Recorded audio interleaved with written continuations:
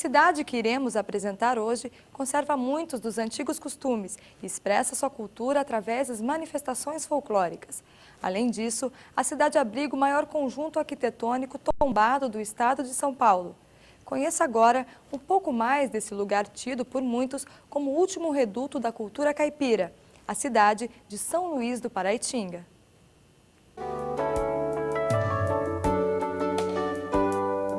Quilômetro 78 da rodovia Oswaldo Cruz. É nesse ponto que se encontra a cidade de São Luís do Paraitinga. Encravada no meio da Serra do Mar, a cidade fica entre os municípios de Taubaté, interior de São Paulo, e Ubatuba, litoral norte de São Paulo.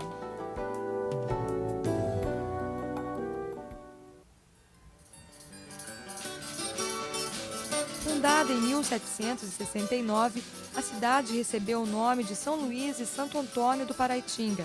Paraitinga é o nome de um rio que cruza a cidade, onde nos tempos dos bandeirantes havia um posto avançado por onde passavam o café e o ouro mineiro. São Luís surgiu dentro de um esquema trazido pelo Morgado de Mateus, o capitão-general da Capitania de São Paulo, em 1765, onde se procurava reativar economicamente a capitania, né?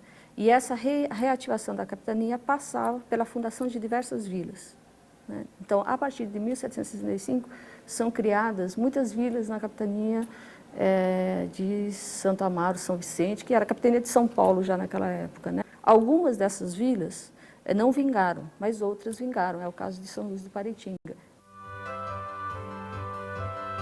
Logo, a cidade mudou de nome e passou a se chamar São Luís do Paraitinga. Na agricultura, São Luís dedicou-se ao cultivo de cereais, como feijão, milho e arroz, enquanto o restante priorizava o cultivo de café. A característica da agricultura de São Luís, pelo menos nos séculos XVIII e XIX, era bastante diversificada. Feijão, milho, arroz, fumo faziam parte da produção. E o café não chegou a competir com essa diversificação. Houve café em São Luís do Paraitinga? Houve, mas o café não tirou o espaço que a agricultura de abastecimento tinha. Hoje, a região tem como forte na economia a criação de gado leiteiro.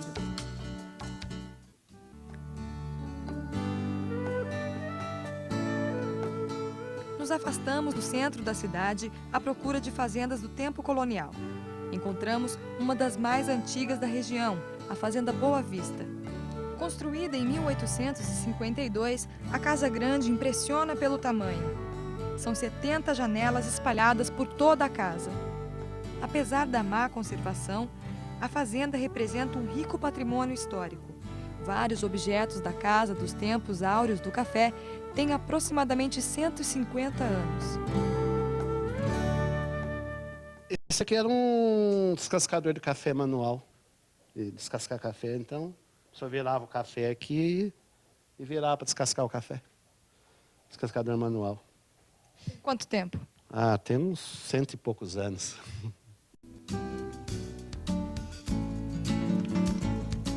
Andando pela fazenda, podemos encontrar as marcas do século XIX. Peças que resistiram ao tempo nos levam à antiga São Luís. Tinha uma roda d'água aqui, uma roda d'água que era uma pequena indústria. Nós tínhamos luz própria, tinha serraria, tinha fábrica de bolhar o milho, de fazer fubá. Então tinha toda aí, era nessa casa, a casa da máquina que falava, né? Antigamente, a fazenda se dedicava à agricultura de milho e café. Hoje, quase não produz. Antigamente que era mais o algodão. Depois da defasagem do algodão já veio o café. Do café depois já veio a pecuária leiteira. E hoje está numa decadência aí que nem hoje. Hoje aqui já produz mel, ainda tem o milho. É de sobrevivência. Voltamos ao centro de São Luís. Passear por ele se torna uma verdadeira viagem ao século XIX, onde construções do período colonial nos remetem ao passado. Não por acaso, São Luís do Paraitinga é a cidade do estado de São Paulo onde se encontra o maior acervo histórico tombado pelo CONDEFAT. O CONDEFAT é o órgão estadual que cuida da preservação do patrimônio histórico, paisagístico e ambiental dos municípios do estado, no caso do estado de São Paulo. Porque nós temos o órgão nacional, que é o IPHAN, e tem algumas cidades que têm o órgão municipal. No caso de São Paulo, todos os municípios que não têm órgão municipal podem recorrer, as pessoas podem recorrer ao órgão estadual, que é o CONDEFAT. Grande parte desse acervo histórico é do século XIX. É o caso da Capela Nossa Senhora das Mercês, construída no começo do século XIX e que conserva as características da época. Consta ao término dela 1814, mas em alguns documentos consta que desde 1804 já tinha o plano de se erigir a capela e as primeiras arrumações para esta capela. Acredito que seja o início. A capela foi toda feita em taipa e construída pelos escravos. Além da igreja, a ladeira da capela também é do século XIX. Suas pedras foram retiradas do rio Paraitinga e, em seguida, a ladeira foi construída pelos escravos. Apesar de seu estado, a capela possui grande valor histórico, pois quase nada foi modificado. E nós sabemos que esse forro, né, esse forro que está sobre nós, ele é original. O brasão de Portugal, a mesma pintura ainda primitiva, naturalmente foram feitas também na época. A Santa também veio de Portugal, né?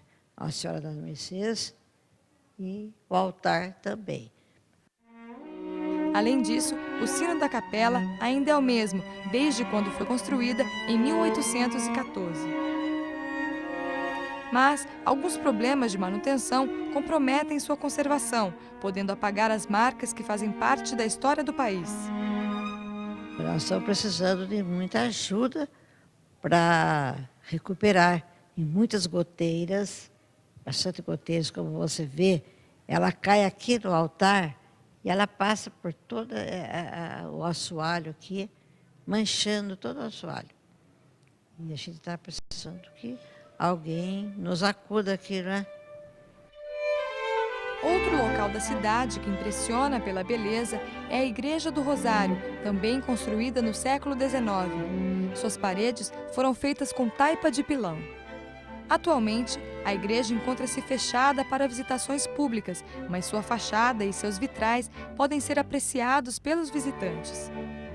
Vitrais estes que foram trazidos pelo padre italiano Monsenhor Inácio Gioia, fundador da igreja. Todas as imagens da igreja foram esculpidas em madeira por moradores de São Luís. Devido a 3 reformas feitas, hoje a Igreja do Rosário apresenta um aspecto eclético, com predominância do neogótico. Um fato interessante na pintura de uma de suas pilastras é que o mesclado da tinta formou uma imagem que lembra a face de Cristo. Outro importante ponto da cidade é a Igreja da Matriz, construída no século XIX. Sua arquitetura também é eclética, misturando elementos neoclássicos e barroco. A praça em frente à igreja, onde antes funcionava o mercado da cidade, hoje serve de cenário para comemorações dos vários festejos. Para substituir o antigo mercado, em 1909 foi construído em forma de quadrilátero o atual mercado municipal. Além das bancas tradicionais em qualquer mercado, como as bancas de verduras e legumes, podemos encontrar no mercado de São Luís amostras do artesanato local. Mas o que as pessoas acham do mercado? Representa o meu meio de vida. É onde eu tiro meu sustento. O tempo se encarregou pelo desgaste da estrutura do mercado, que será fechado para uma reforma. Reforma esta que está sendo bem recebida pelos comerciantes. A melhor coisa que o prefeito pode fazer é reformar. Por quê? Porque não tem condições de trabalhar dentro do mercado no estado que está. Tem bastante cliente? O mercado Do jeito que está agora, está diminuindo, cada dia mais. Porque aqui é uma atração turística. Entendeu? Agora não tem mais o que o turista ver chuva dentro do mercado. São Luís também é terra de gente ilustre, como o médico, higienista e cientista Dr. Oswaldo Cruz, que nasceu na cidade em 5 de agosto de 1872. A casa onde o médico nasceu, mais tarde, viria a se transformar em um museu. A casa, especificamente, por volta de 1979, tá? Quando a cidade foi tombada pelo Conselho do Patrimônio Histórico do Estado de São Paulo, o CONDEFAT, tá? Aí se resolveu, então, criar também, nesse mesmo tempo, o Museu Pedagógico Oswaldo Cruz, né? E que tinha um acervo que foi coletado junto à população, mas que funcionou ao longo de uns 3, 4 anos, depois novamente fechou. Uma cadeira antiga, objeto pessoal de Oswaldo Cruz, ainda se encontra no local. Além disso, podemos encontrar na casa quadros que contam a história de São Luís. História dos tempos do tropeirismo. História de uma cidade que teve participação significativa na Revolução de 32. Cidade de um povo religioso e festeiro, que conserva suas tradições e manifestações folclóricas e que tem orgulho de ser luisense.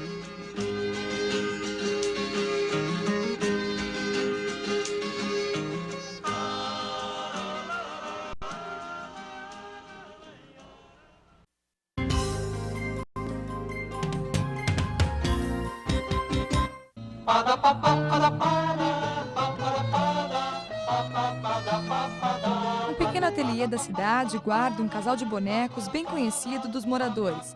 O dono dos bonecos, João Paulino e Maria Angu, nos conta que o casal sempre está presente nas festas da cidade. Mas qual a verdadeira origem dos bonecos? A origem do boneco se perde no tempo, né? A gente diz que é de influência ibérica. E a gente acha que ele deve ter vindo através da festa do Divino Espírito Santo. Esse casal de gigantes são tradicionalmente super festivos. Claro que ele se adaptou à cultura local, certo? Então aqui tem um garoto que bate um bumbo no oi, oi, oi, oi, João Paulino, oi, oi, oi, oi, Maria Angu. Além disso, o ateliê guarda várias peças de decoração, chapéus e máscaras muito usadas em dias de festa. Essas máscaras elas são feitas para vender, geralmente no carnaval, na festa do Divino, Folia de Reis, final de ano, né? Elas são máscaras tradicionais daqui de São Luís. Festas que Dona Sinira conhece muito bem. Participo, sempre participei. Quando criança, minha mãe era costureira, então, de qualquer forma, a gente participava, né? E eu saía de anjo. Depois fazia flor para enfeitar a igreja, flor de papel, enfim, sempre participei. Dona Sinira nasceu em São Luís, na mesma casa onde mora hoje. Nas paredes, quadros pintados por ela. Na estante, peças de artesanato. Mas não foram os quadros que fizeram com que Dona Sinira ficasse conhecida na cidade. Viúva do músico Eupídio dos Santos, a senhora de cabelos brancos nos fala sobre a vida ao lado do marido. Nós vivemos muito bem e tive 7 filhos que eu criei sozinha, porque quando ele morreu, o pequeno tinha 5 anos e a mais velha tinha 17. Eupídio dos Santos nasceu em São Luís e desde cedo teve contato com a música. A música é no sangue, eles têm a música no sangue, porque o avô já era músico, era maestro de uma banda, e independente que o Eupídio tocava 22 instrumentos, independente que eram os instrumentos de banda. Quando eles queriam tocar, fazer baile, essas coisas, eles montavam um grupo como está ali, olha lá. Ali tem ele, o irmão, sabe, os amigos aí, isso já era para baile. E depois o tempo muda, tudo muda, as músicas, tudo, né? Então ele estava sempre atualizado com tudo que se relacionava à música, ele estava atualizado. Dona Sinira guarda em casa um acervo da carreira de Eupídio. Além de fotos, as fitas de vídeo dos filmes de Mazzaropi, onde as músicas de Eupídio dos Santos apareceram, estão guardadas na casa. O primeiro filme do Mazzaropi, que o Eupídio pôs música, foi o Carrocinha. E quantos filmes foram depois do Carrocinha? Foram muitos. Depois ele começou a produzir, ele mesmo fazia os filmes dele, né? Acho que é 32 filmes. Além do acervo, Dona Sinira guarda no coração as boas lembranças que o músico Eupídio dos Santos deixou em sua vida. Ele era uma pessoa boa, muito boa, sabe? Era bom amigo, bom marido, bom pai. Enfim, ele era uma pessoa boa, não é porque ele morreu, não. Ele era.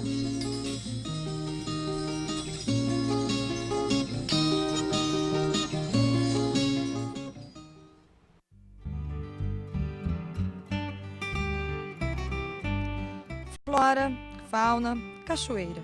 Quem visita o Núcleo Santa Virgínia, um dos núcleos administrativos do Parque Estadual da Serra do Mar, pode conhecer de perto a riqueza natural da Mata Atlântica. Com aproximadamente 5.000 hectares, o núcleo localizado em São Luís foi criado há mais de 10 anos.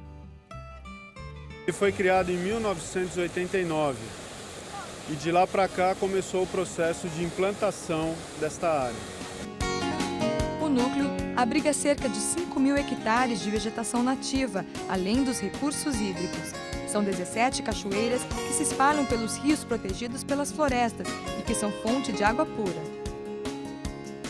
Nos rios, podemos encontrar peixes ameaçados de extinção, como o pirapitinga. Apenas 20% do núcleo é aberto para visitações. Por ano, cerca de 5.000 pessoas visitam a área. Os visitantes podem participar de várias atividades, como percorrer trilhas, onde existem várias espécies de vegetais. Aproximadamente 50% da área do Núcleo Santa Virgínia já foi alterada pelo ser humano. E esse 50% alterado encontra-se em processo de recuperação. Passo a passo, o visitante vai descobrindo a sensação de estar rodeado pela natureza. Acompanhados por um guia, crianças e adultos começam a descobrir cada detalhe da área e, através de atividades, aprendem a preservar. Além das atividades, o núcleo promove vários programas. Nós temos o programa de administração, que cuida dos prédios, das estradas, das trilhas, enfim, da manutenção do parque. Temos o programa de proteção, que cuida da fiscalização, principalmente da caça, da pesca, do palmito, desmatamento, queimada e etc. Temos o programa de pesquisa, onde nós acompanhamos os pesquisadores em trilha e supervisionamos essas pesquisas. E temos o programa de uso público, onde nós recebemos os visitantes. Nas árvores, marcações utilizadas pelos pesquisadores nos lembram um dos objetivos da criação do núcleo: conservação, educação ambiental e pesquisa. O Núcleo Santa Virgínia é um bom exemplo da importância da preservação e da pesquisa científica. Despertar a consciência ecológica no cidadão é fundamental na busca por um futuro melhor, na busca por uma terra onde homem e natureza possam conviver em perfeita harmonia.